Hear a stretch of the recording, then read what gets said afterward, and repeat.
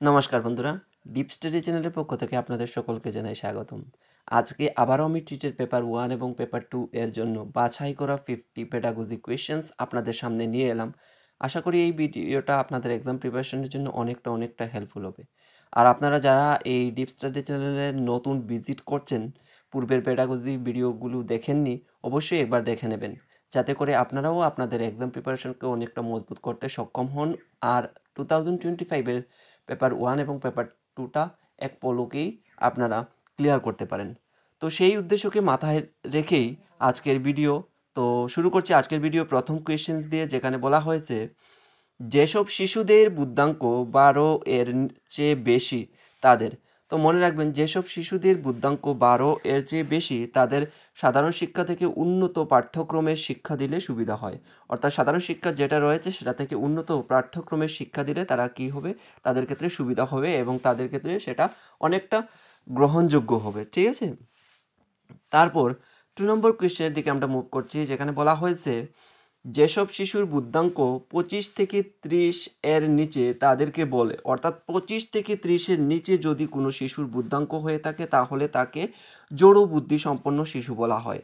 ঠিক আছে, তারপর আমরা মুভ করছি 3 নম্বর কোয়েশ্চেনের দিকে, যেখানে বলা হয়েছে যাদের বুদ্ধি 30 থেকে 55 এর মধ্যে তাদেরকে বলে। অর্থাৎ যাদের বুদ্ধি 30 থেকে 55 এর মধ্যে তাদেরকে আমরা বলবো বুদ্ধিহীন শিশু। অর্থাৎ তাদেরকে কি বলবো, বুদ্ধিহীন শিশু। তাদের মধ্যে বুদ্ধি সেই পরিমাণ বা সেই লেভেলের থাকে না, সেই কারণে তাদেরকে বলা হয় বুদ্ধিহীন শিশু। ঠিক আছে, এবার আমরা মুভ করছি 4 নম্বর কোয়েশ্চেনের দিকে, যেখানে বলা হয়েছে বুদ্ধিহীন শিশুদের বলে। তো বুদ্ধিহীন শিশু যারা রয়েছে তাদেরকে আমরা কি বলবো, তাদেরকে বলবো প্রশিক্ষণযোগ্য শিশু। ঠিক আছে, প্রশিক্ষণযোগ্য শিশু অর্থাৎ প্রশিক্ষণ দিলে পরে তাদেরকে কি করা যায়, তাদেরকে কিছুটা উন্নত করা যায়।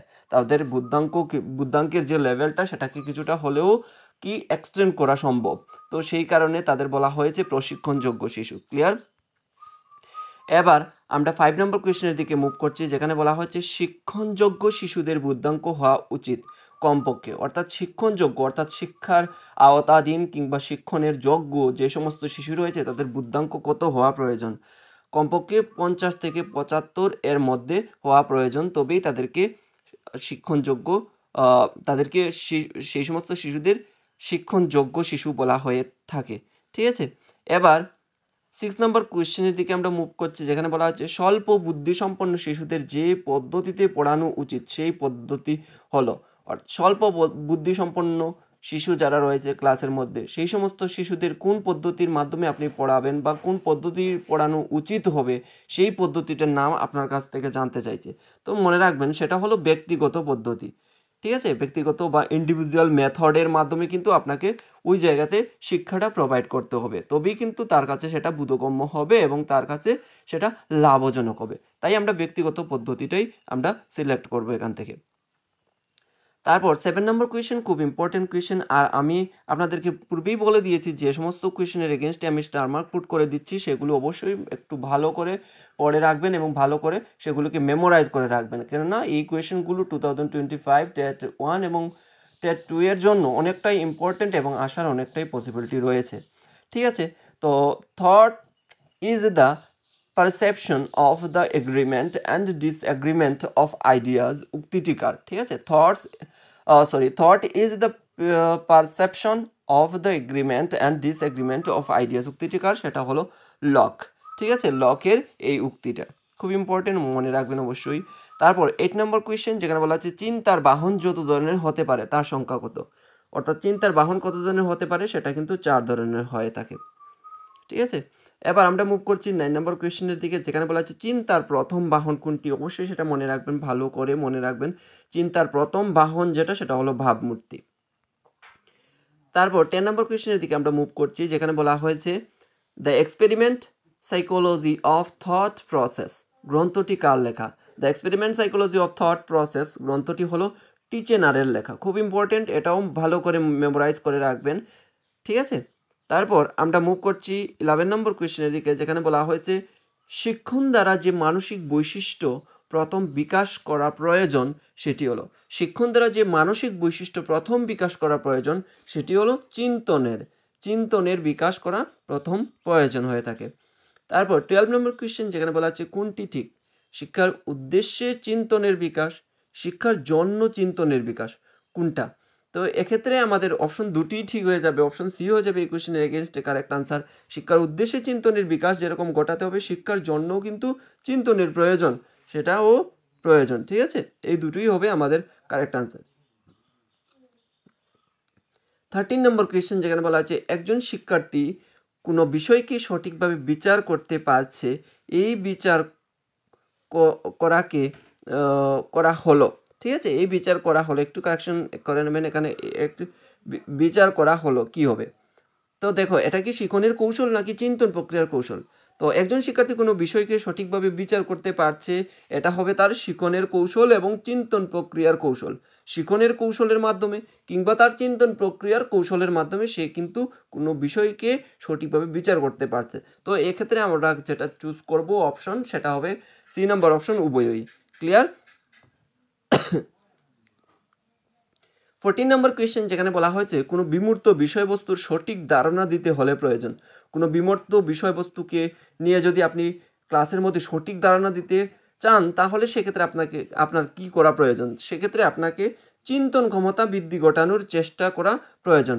অর্থাৎ ছাত্রছাত্রীরা যারা রয়েছে তাদের মধ্যে চিন্তন ক্ষমতাটাকে কীভাবে বৃদ্ধি ঘটানো যায় সেটা চেষ্টা করাটা অত্যন্ত প্রয়োজন, ঠিক আছে? এবার আমরা মুভ করছি 15 নম্বর কোয়েশ্চেনের দিকে, যেখানে বলা হয়েছে কোনো বিষয় শিখন দীর্ঘস্থায়ী করতে হলে প্রয়োজন দরকার। অর্থাৎ কোনো বিষয় আপনি ক্লাসে শিখালেন এবং সেটাকে ক্ষণস্থায়ী না রেখে দীর্ঘস্থায়ী রূপে ছাত্রছাত্রীদের মাথায় ধরে রাখার জন্য আপনাকে কি করা আপনার পক্ষে বাঞ্ছনীয় বা কি করা আপনার প্রয়োজন, সেক্ষেত্রে আপনি দীর্ঘস্থায়ী স্মৃতিতে আনা দরকার। তো দীর্ঘস্থায়ী স্মৃতির মধ্যে আনা দরকার সেগুলো। এমন পদ্ধতি অবলম্বন করবেন সেগুলো আপনার ইন্ডিভিজুয়াল থট কিংবা ইন্ডিভিজুয়াল চিন্তনের মাধ্যমে, ইন্ডিভিজুয়াল টেকনিক ইউজের মাধ্যমে আপনি সেগুলো দীর্ঘস্থায়ী স্থিতিতে আনতে পারেন। তারপর আমরা মুভ করছি 16 নম্বর কোয়েশ্চেনের দিকে, যেখানে বলা হচ্ছে কোনো বিষয় স্মরণে রাখার জন্য শর্ত হলো। কোনো বিষয় স্মরণে রাখার জন্য শর্ত হলো কি? শিখন। অর্থাৎ কোনো বিষয়কে যদি আপনি স্মরণে রাখতে চান তাহলে প্রথমেই কি করতে হবে? আপনাকে শিখতে হবে, ওই বিষয়টাকে ভালো করে বোধগম্য করতে হবে, তবেই সেটাকে কিন্তু আপনি স্মরণে রাখতে সক্ষম হবেন। তো সেক্ষেত্রে প্রথম যে শর্তটা হলো সেটা হলো শিখন। তারপর 17 নম্বর কোয়েশ্চেন যেখানে বলা হয়েছে যখন কোনো জানা বিষয়ের সঙ্গে অজানা বিষয়ের সম্বন্ধ স্থাপন করা হয় তখন কি হয়? যখন কোনো জানা বিষয়ের সঙ্গে অজানা বিষয়ের আপনি রিলেট করতে সক্ষম হবেন, রিলেট স্থাপন করতে সক্ষম হবেন, তখন বুঝবেন যে তখন শিখন হয়, ঠিক আছে? তখন আপনি বুঝতে সক্ষম হবেন যে আপনার শিখন হয়েছে। 18 নম্বর কোয়েশ্চেন যখন বলা হয়েছে শিক্ষণ তখনই কার্যকরী হয় যখন কি শিক্ষক ভালোভাবে বিষয়টি বুঝতে পারে। অর্থাৎ শিক্ষক যখনই ভালোভাবে কোনো বিষয় বুঝতে সক্ষম হবেন তখনই বুঝবেন যে শিক্ষণটা আপনার কার্যকরী হয়েছে। তো এই কোয়েশ্চেনের এগেনস্টে আমাদের কারেক্ট যে আনসারটা হবে সেটা হবে শিক্ষক ভালোভাবে বিষয়টি বুঝাতে পারে। 19 নম্বর কোয়েশ্চেন যেখানে বলা হচ্ছে শিখন হলো, শিখন কি আমরা সবাই জানি, যারা প্রিপারেশন নিচ্ছে অবশ্যই জানার কথা, আচরণ দ্বারার পরিবর্তন। শিখনের ফলে কি হয়? আমাদের যে ইন্ডিভিজুয়াল যে আচরণ রয়েছে সেগুলো পরিবর্তন করতে আমরা সক্ষম হই। ক্লিয়ার? এবার 20 নম্বর কোয়েশ্চেন যেখানে বলা হচ্ছে শিখন হলো, আমরা তো প্রথমেই পেয়ে গেলাম আচরণ দ্বারা পরিবর্তন, এটা তো ঠিকই হবে। তারপর কি বলেছে? অভিজ্ঞতা সঞ্চয়। ঠিক, এখানে দুটো অপশনই ঠিক হয়ে যাবে, উভয়ই। আচরণ দ্বারার পরিবর্তনের পাশাপাশি আমাদের কি হয়? অভিজ্ঞতা সঞ্চয় করে থাকি শিখনের ফলস্বরূপ। তো এক্ষেত্রে আমাদের সি নাম্বার অপশন হবে কারেক্ট আনসার, উভয়ই। ক্লিয়ার?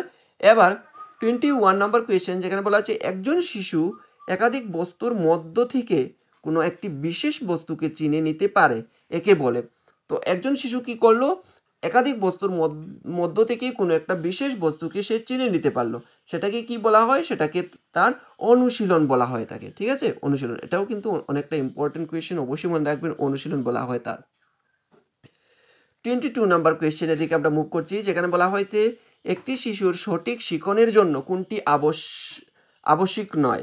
একটা শিশুর সঠিক শিখনের জন্য তার যেটা আবশ্যিক নয়, অহংবোধ, তার অ্যারোগেন্ট ভাব, তার অ্যারোগেন্ট মুডটা কিন্তু এক্ষেত্রে আমাদের আবশ্যিক নয়, ঠিক আছে? অহংবোধটা হয়ে যাবে সেখানে কারেক্ট আনসার। 23 নম্বর কোয়েশ্চেন, একজন শিক্ষার্থীকে এমসিকিউ ধরনের প্রশ্ন দেওয়া হলো, সে সঠিক উত্তরটি নির্বাচন করলো, এক্ষেত্রে স্মরণ ক্রিয়ার যে প্রক্রিয়াটি ঘটলো সেটি হলো। খুব ইম্পর্টেন্ট আপকামিং টিটেড পেপার 1 এবং পেপার 2 এর জন্য অবশ্যই সেটা মনে রাখবেন। একজন শিক্ষার্থীকে যখনই কোনো এমসিকিউ প্রশ্ন করা হয় কিংবা প্রশ্ন দেওয়া হয়, যে সঠিক উত্তরটি নির্বাচন করলো, এক্ষেত্রে স্মরণ ক্রিয়ার যে প্রক্রিয়াটি ঘটলো সেটি হলো প্রত্যাবিজ্ঞ। ঠিক আছে, সেটা হলো প্রত্যাবিজ্ঞ।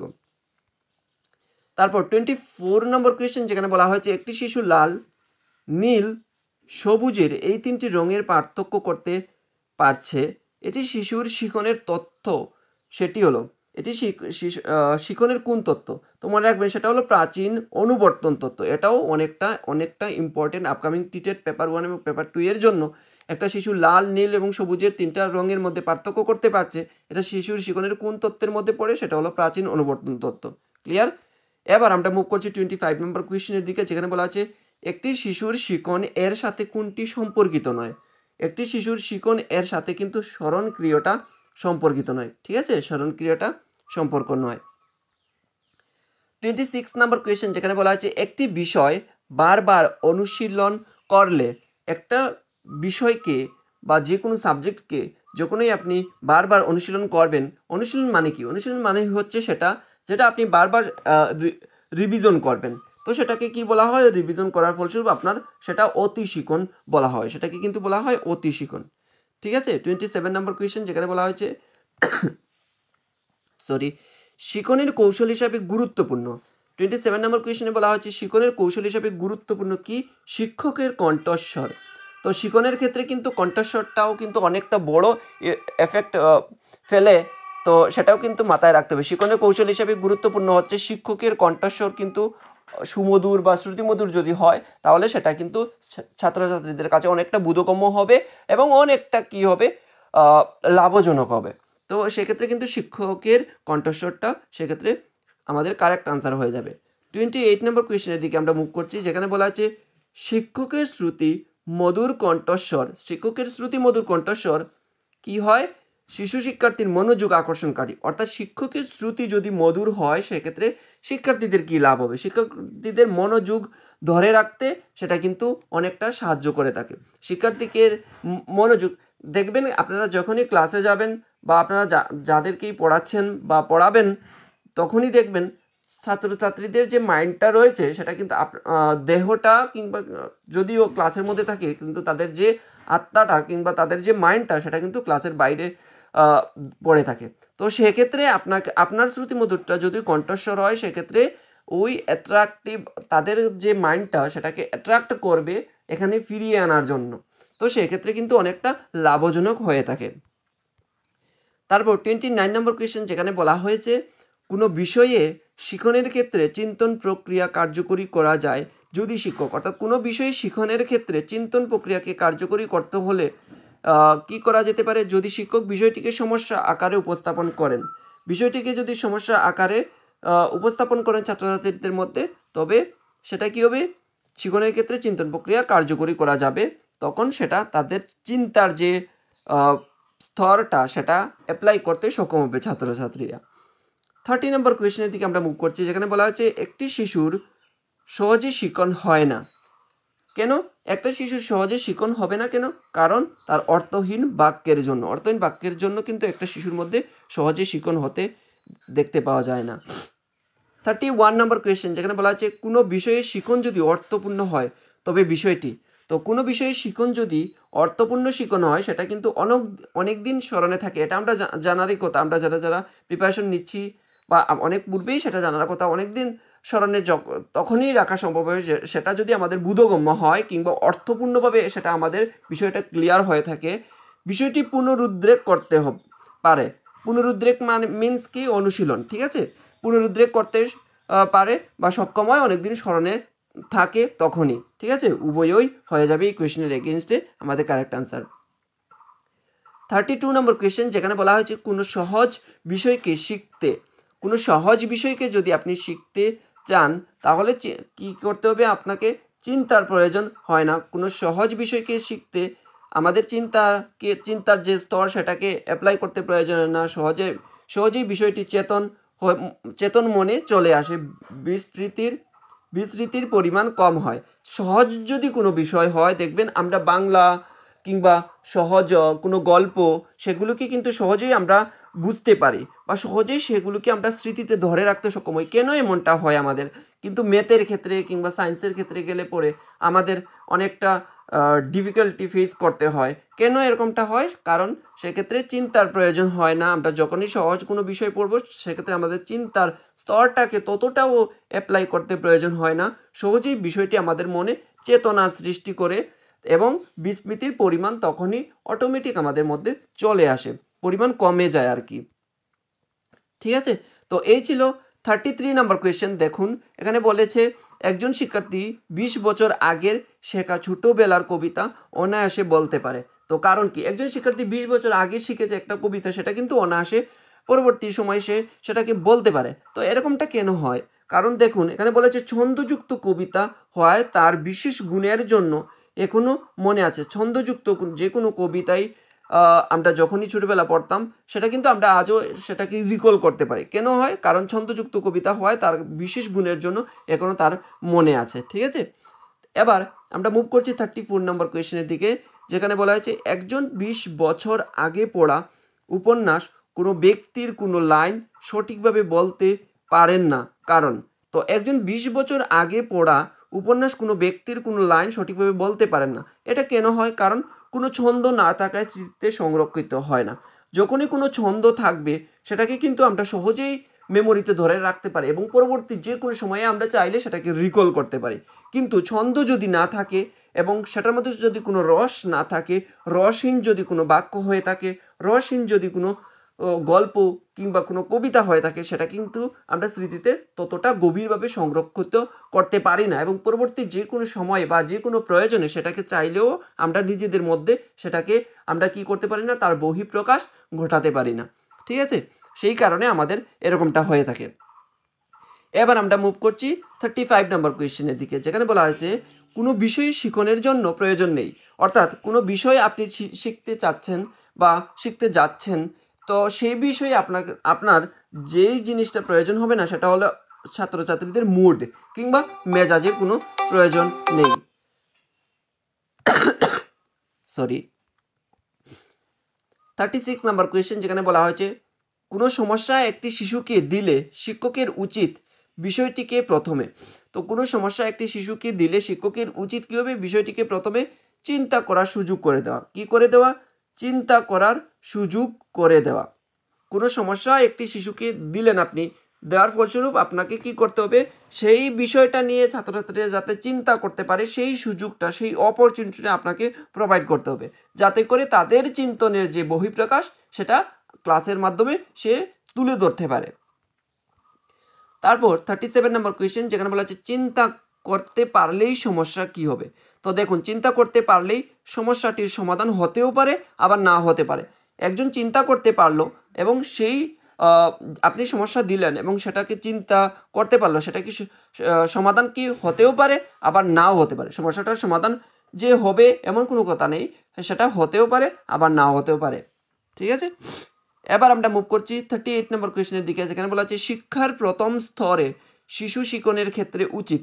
শিক্ষার প্রথম স্তরে শিশু শিক্ষণের ক্ষেত্রে শিশু শিক্ষার্থীকে যখনই আপনি শিক্ষা দেবেন, সেখানে প্রথম স্তরে ক্ষেত্রে যেটা করা উচিত সেটা হলো, শিক্ষণের ক্ষেত্রে যেটা করা উচিত সেটা হলো হাতে লেখা দিয়ে শিখন। হাতের লেখা দিয়ে শিখনের মাধ্যমেই কিন্তু শিক্ষার প্রথম স্তরে আপনাকে কি করতে হবে? শেখানোটা উচিত। 39 নম্বর কোয়েশ্চেনের দিকে আমরা মুভ করছি, যেখানে বলা হচ্ছে শিশু শিক্ষণ ভালো হয় যদি। তো শিশু শিক্ষণ কখন ভালো হবে? শিশু শিক্ষণ যদি ভালো হয় যদি শিক্ষক সহানুভূতি দিয়ে পড়ান, অর্থাৎ শিক্ষক যদি সহানুভূতিশীল হন ছাত্রছাত্রীদের প্রতি, তবেই কিন্তু সেই শিক্ষণটা অনেকটা ভালো হবে এবং ছাত্রছাত্রীদের কাছে অর্থপূর্ণ হবে এবং সেটা ক্লিয়ার হবে। তারপর 40 নম্বর কোয়েশ্চেন, যেখানে বলা আছে শিশুদের ক্ষেত্রে শিক্ষণের মূল ধারণা হয় মনোবিজ্ঞানী প্রথম দিয়েছেন। শিশুদের ক্ষেত্রে শিক্ষণের মূল ধারণা যে মনোবিজ্ঞানী প্রথম দিয়েছেন তিনি হলেন। খুব ইম্পর্টেন্ট কোয়েশ্চেন, অবশ্যই সেটা মনে রাখবেন। আপকামিং টিটেড পেপার 1 এবং পেপার 2 এর জন্য অবশ্যই সেটা মনে রাখবেন। শিশুদের ক্ষেত্রে শিখনের মূল ধারণা যে মনোবিজ্ঞানী প্রথম দিয়েছিলেন তিনি হলেন কিন্তু রুশো। ঠিক আছে, তারপর 41 নম্বর কোয়েশ্চেন, যেখানে বলা আছে একজন অষ্টম শ্রেণীর শিক্ষার্থী মানসিক অস্থিরতায় ভুগছে, এর জন্য দায়ী। একজন অষ্টম শ্রেণীর শিক্ষার্থী মানসিক অস্থিরতায় ভুগছে, এর জন্য দায়ী কি তার শারীরিক অবস্থা, নাকি তার বন্ধুবান্ধবের আচরণ, নাকি পড়াশোনার প্রতি বিরক্ত? তো মনে রাখবেন, একজন শিশু শিক্ষার্থী যে কিনা মানসিক অস্থিরতায় ভুগছে তার ক্ষেত্রে কারণগুলো হতে পারে, তার শারীরিক অবস্থার কারণ হতে পারে, সেটার জন্য মানসিক অস্থিরতায় ভুগতে পারে, এটা ঠিক হতে পারে, এটাকে আমরা সিলেক্ট করে নিলাম। তারপরের অপশন বলেছে তার বন্ধু বান্ধবদের আচরণ, সেটাকেও আমরা সিলেক্ট করে নিলাম। তারপরের অপশন বলেছে সি নাম্বার পড়াশোনার প্রতি বিরক্ত। তো এই যে তিনটা অপশন আমরা সিলেক্ট করেছি, এই তিনটা অপশনই কি হচ্ছে, কারেক্ট হচ্ছে। কেন, দেখুন তার শারীরিক অবস্থার দরুন সে মানসিক অস্থিরতায় ভুগতে পারে, তার বন্ধু বান্ধবদের কোনো আচরণের ফলস্বরূপ সে মানসিক অস্থিরতায় ভুগতে পারে, এবং পড়াশোনার প্রতি বিরক্ততার কারণেই কিন্তু তার মানসিক অস্থিরতা সৃষ্টি হতে পারে। তো এই যে অপশনগুলো আমরা সিলেক্ট করেছি, এই সবটি অপশনই হবে এই কোয়েশ্চেনের এগেনস্টে কারেক্ট আনসার, সবগুলি হবে এই কোয়েশ্চেনের এগেনস্টে কারেক্ট আনসার। ক্লিয়ার? এবার আমরা 42 নম্বর কোয়েশ্চেনের দিকে মুভ করছি, যেখানে বলা হচ্ছে কিন্ডারগার্টেন কথার অর্থ কি? আমরা যারা টেট পরীক্ষার জন্য প্রিপারেশন হচ্ছি বা টেট পরীক্ষার জন্য আগামীতে বসবো, তাদের প্রত্যেকের এই কোয়েশ্চেনের উত্তরটা জানার কথা। কিন্ডারগার্টেন কথার অর্থ হলো পুষ্প উদ্যান বা শিশুর জন্য পুষ্প উদ্যান। ঠিক আছে, খুব ইম্পর্টেন্ট, এটাও অনেকটাই ইম্পর্টেন্ট কোয়েশ্চেন এবং অনেকবার টেট এক্সামে এসেছিল, অবশ্যই সেটা মনে রাখবেন। 43 নম্বর কোয়েশ্চেন, যেখানে বলা হচ্ছে শিশুরা কোন ধরনের কবিতা সহজে শিখতে পারে? তো শিশুরা কোন ধরনের কবিতা সহজে শিখতে পারে? শিশুরা চিত্রধর্মী কবিতা, অর্থাৎ চিত্রাকারে যখনই কোনো কবিতা বইয়ের মধ্যে দেওয়া থাকে সেই ধরনের কবিতাগুলো শিশুরা সহজেই শিখতে পারে। কারণ একটা পিকচারাল মেথডের মাধ্যমে কিংবা পিকচারাল মেথডের মাধ্যমে যদি আপনি ক্লাসটাকে প্রোভাইড করেন ক্লাসে গিয়ে, সেটা কিন্তু ছাত্রছাত্রীদের কাছে অনেকটা লং লাস্টিং হয়ে থাকে এবং লং টার্ম মেমোরিতে তারা সেট করে ধরে রাখতে সক্ষম হয়। সেই কারণে চিত্রধর্মী কবিতাটা শিশুদের ক্ষেত্রে অনেকটা বোধগম্য হয় এবং তারা অতি দ্রুত শিখতে সক্ষম হয়। এবার আমরা মুভ করছি 44 নম্বর কোয়েশ্চেনের দিকে, যেখানে বলা আছে প্রথমে শিশুদের যে ধরনের অঙ্ক শেখানো উচিত তা হলো। তো প্রথমে শিশুদের যে ধরনের অঙ্ক শেখানো হয়, এই কারণেই দেখবেন আপনি স্ট্যান্ডার্ড 1 কিংবা ক্লাস 1 ক্লাস 2তে দেখবেন প্রত্যেকটা বাচ্চাদের অঙ্ক বইয়ের মধ্যে পিকচারাল মেথড কিংবা পিকচারাল ওয়েতে সবগুলো ম্যাথ করানো থাকে, যাতে করে ছাত্রছাত্রীদের কাছে ওইটা বোধগম্য হয়ে যায়। সেই কারণে ছবির মাধ্যমে প্রথমে কিন্তু ছাত্রছাত্রীদের অঙ্ক শেখানোটা উচিত। তারপর আমরা মুভ করছি 45 নম্বর কোয়েশ্চেনের দিকে, যেখানে বলা হচ্ছে শিশুদের প্রাকৃতিক বিজ্ঞান শেখানোর ক্ষেত্রে। তো শিশুদের প্রাকৃতিক বিজ্ঞান শেখানোর ক্ষেত্রে আমাদের কি করতে হবে? তাদেরকে প্রকৃতির বিভিন্ন জিনিসপত্র দেখিয়ে শেখানো যায়। শিশুদের যখনই আপনি প্রাকৃতিক বিজ্ঞান পড়াবেন ক্লাসে গিয়ে, তাদেরকে প্রকৃতির যে সমস্ত জিনিসপত্র আদি রয়েছে সেই সমস্ত জিনিস দেখিয়ে কিন্তু আপনি তাদেরকে শিক্ষা দিতে পারেন। তারপর 46 নম্বর কোয়েশ্চেন, যেখানে বলা হচ্ছে শিশুদের প্রথমে শিখনের ক্ষেত্রে যে ইন্দ্রিয়ের ব্যবহার গুরুত্বপূর্ণ। তো শিশুদের প্রথমে শিখনের ক্ষেত্রে যে বিষয়টা সবচেয়ে বেশি গুরুত্বপূর্ণ সেটা হলো চোখ। চোখ যদি তার ভালোভাবে সে শিখনের ক্ষেত্রে কাজে লাগাতে সক্ষম হয়, তাহলে সেটা তার ক্ষেত্রে অতি দ্রুত তার ক্ষেত্রে বোধগম্য হবে এবং শিখতে সক্ষম হবে। 47 নম্বর কোয়েশ্চেন, যেখানে বলা হচ্ছে শিশুরা কোন ধরনের কবিতা সহজে শিখতে পারে না। তো শিশুরা কোন ধরনের কবিতা সহজে শিখতে পারে না? শিশুরা সেই ধরনের কবিতা শিখতে পারে না যেটা হলো অনুভূতিশীল কবিতা। অনুভূতিমূলক কবিতাগুলো তাদের কাছে অনেকটা দেরি হয় কিংবা বুঝতে তাদের ডিফিকাল্টি ফেস করতে হয়। সেই কারণে শিশুরা সেই ধরনের কবিতা শিখতে অনেকটা অস্বস্তি বোধ করে। তারপর আমরা মুভ করছি 48 নম্বর কোয়েশ্চেনের দিকে, যেখানে বলা হচ্ছে শিশুর শিখনের জন্য প্রয়োজন। শিশুর শিখনের জন্য কি প্রয়োজন? বিদ্যালয়ের উপযুক্ত শিক্ষার পরিবেশ। অর্থাৎ বিদ্যালয়ে যদি উপযুক্ত শিক্ষার পরিবেশ থাকে, তবেই কিন্তু একটা শিশু কি হয়, তার ক্ষেত্রে ওই শিখনটা উপযুক্ত হবে। ঠিক আছে, সেই কারণে শিশুর শিখনের জন্য সবচেয়ে বেশি প্রয়োজন বিদ্যালয়ের উপযুক্ত পরিবেশ। এটাও কিন্তু খুব গুরুত্বপূর্ণ একটা প্রশ্ন, অবশ্যই সেটা আপনারা মাথায় গেঁথে রাখবেন। তারপর 49 নম্বর কোয়েশ্চেন, যেখানে বলা হচ্ছে বিদ্যালয় শিক্ষায় শিক্ষার্থী সফল হবে সহজেই যখন শিক্ষণ পদ্ধতি। বিদ্যালয় শিক্ষায় সব শিক্ষার্থী সফল হবে যখন ওই শিক্ষণ পদ্ধতিটা শিশুকেন্দ্রিক হয়, অর্থাৎ চাইল্ড সেন্টার্ড হয়ে থাকে। অর্থাৎ ওই শিশুটার মনে কি চলছে ওই মানসিকতা অনুসারে যদি বা ওই শিশুটার মনের মতো করে আপনি যদি প্রোভাইড করেন শিক্ষণটা বা যে বিষয়টা আপনি পড়াচ্ছেন সেটা যদি প্রোভাইড করেন, তখন কিন্তু তখন সব শিক্ষার্থীই কিন্তু সফল হবে তার শিক্ষণের বেলাতে। এবার আজকের ভিডিওর শেষ প্রশ্ন 50 নম্বর কোয়েশ্চেন, যেখানে বলা হয়েছে একজন শিক্ষার্থী বারবার অষ্টম শ্রেণীতে পাশ করতে পারছে না, কারণ। তো এর পিছনে কারণ কি? বারবার সে অষ্টম শ্রেণীতে ফেল করে যাচ্ছে, এর পেছনে কারণ কি হতে পারে? ওই শিক্ষার্থীর কাছে পড়াশোনাকে অর্থপূর্ণভাবে উপস্থাপন করা হচ্ছে না। ওই শিক্ষার্থীর কাছে পড়াশোনাকে সঠিকভাবে তার মনের মতো করে কিংবা তার যে মনের মধ্যে যেটা চলছে সেটার মতো করে তাকে পড়ানো হচ্ছে না বলেই সে বারবার ওই ক্লাসের মধ্যে ব্যর্থতা প্রকাশ করতে সক্ষম হচ্ছে। তো সেটাকে শুধরানোর জন্য আপনাকে কি করতে হবে? অর্থপূর্ণভাবে বা তার মনের স্তর অনুসারে আপনি যদি শিক্ষা প্রোভাইড করেন, তবেই কিন্তু তার কাছে বোধগম্য হবে এবং সে ওই ক্লাসে সফলতা অর্জন করতে সক্ষম হবে। তো এই ছিল আজকে পেডাগজি থেকে বাছাই করা 50 মোস্ট ইম্পর্ট্যান্ট কোয়েশ্চেন্স। আপনারা অবশ্যই এই পেডাগজি কোয়েশ্চেনগুলো ভালো করে পড়ে রাখবেন, যাতে করে আপনারা আপনাদের এক্সাম প্রিপারেশনকে অনেকটা সক্ষম করে তুলতে সফল হন। তো আশা করছি এই ভিডিওটা আপনাদের এক্সাম প্রিপারেশনের জন্য অনেকটা হেল্পফুল হয়েছে। আর আপনারা যারা এই ভিডিওটা পূর্বের ভিডিও দেখেননি, অবশ্যই একবার পূর্বের ভিডিওগুলো দেখে নেবেন, যাতে করে আপনারা আরও আপনাদের এক্সাম প্রিপারেশনকে মজবুত করতে সক্ষম হন। তো ধন্যবাদ সবাইকে। আপনারা সবাই ভালো থাকুন, সুস্থ থাকুন।